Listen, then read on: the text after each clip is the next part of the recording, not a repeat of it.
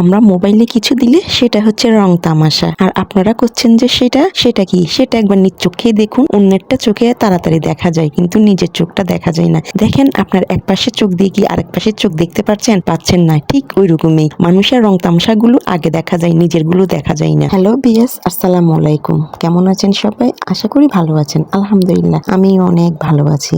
অনেকদিন পরে আবারও একটা নতুন ভিডিও নিয়ে আসলাম। এই ভিডিওটা পাকিস্তান 9 মাস বয়সে কিন্তু করা, তার কিন্তু এখন 11 মাস চলতেছে, আরো 2 মাস আগের করা ভিডিও।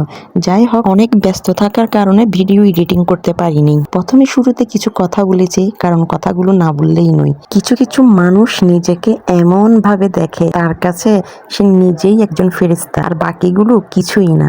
আসলে যে যেমন তার মন মানসিকতাও তেমন, সেটাও একবার চিন্তা করতে হবে।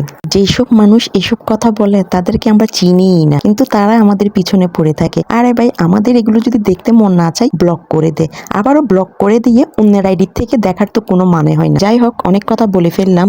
যাই হোক, আপনারা কেউ কিছু মনে করবেন না, না পারতেই আমি এসব কথা বললাম। এখানে যদি কারো গায়ে লেগে থাকে মনে করবেন, তাহলে আমি তার জন্য এই কথাগুলো বলেছি। আর যার গায়ে লাগবে না সে ইট ইজ সিম্পল বলেই এড়িয়ে যাবেন। যাই হোক, এবার আসি মূল ভিডিওতে। এখানে আমাদের পারিস্তামনির 2টা দাঁত উঠেছে, সেটা নিয়ে আমরা একটা ছোটখাটো বাসায় একটা পার্টি করতেছি। আমি একটা তার জন্য থিম দিয়ে একটা কেক বানিয়ে ফেললাম, আর তার ছোট ফুফি মানে আমার ছোট বোন সুন্দর করে এভাবে দেওয়ালটা বেলুন টেলুন দিয়ে এই যে ছোট ছোট তীর দিয়ে কিন্তু ওই সাজিয়ে ফেললো। পরিবার নিয়ে হাসি খুশি থাকতে বেশি কিছুর প্রয়োজন হয় না, সামান্য একটু তো খুশি থাকা যায় যদি মন মানসিকতা ভালো থাকে। এই যে আমি কেক বানিয়ে বাচ্চা কাচ্চা নিয়ে আনন্দ করতেছি, বাচ্চা কাচ্চাগুলো অনেক বেশি হ্যাপি, এদিকে আমাদের কেকটাও খাওয়া হচ্ছে। এটা তো একদম সিম্পল বিষয়। তারপর আমাদের চিটাং এর আরেকটা রেওয়াজ আছে, রেওয়াজটা হচ্ছে বাচ্চাদের দাঁত উঠলে প্রথমে তার নানু বাসা থেকে খাবার নিয়ে আসে। আমাদেরও সেম, আমাদের পারিস্তামনির দাঁত উঠেছে, সেজন্য তার নানু আমাদের জন্য খাবার পাঠিয়ে দেয়। সেজন্য আমি খাবার যেহেতু আসছে, সেজন্য একটি কেক বানিয়ে মুহূর্তগুলো স্মরণীয় করে রেখে দিই, যেন পারিস্তা কোনো একদিন ভিডিওগুলো দেখবে আর হাসবে। যাই হোক, এখানে কিন্তু প্রথম ভিডিওগুলোতে আপনারা দেখছিলেন পারিস্তা অনেক কান্নাকাটি করছে।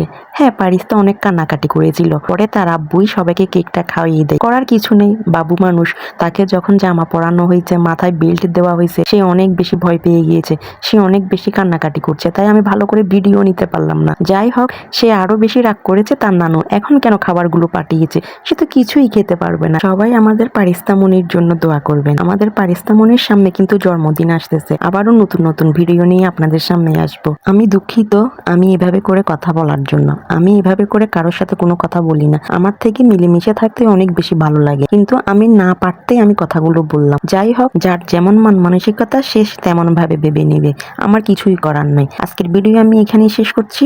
টাটা, বাই বাই, আল্লাহ হাফেজ।